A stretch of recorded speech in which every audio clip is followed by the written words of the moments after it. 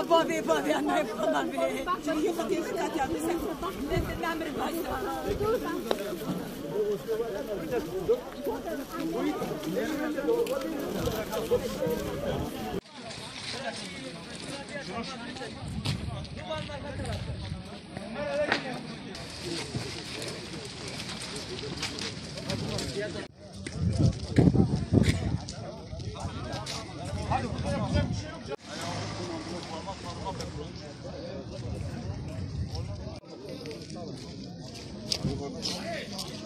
Abi, bana çekersin, sana çekiyor abi. Aşağıya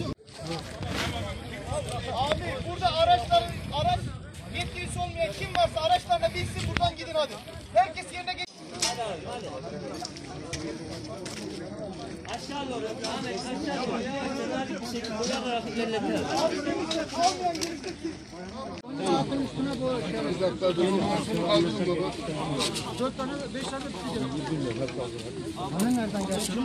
Dur abi acele etme.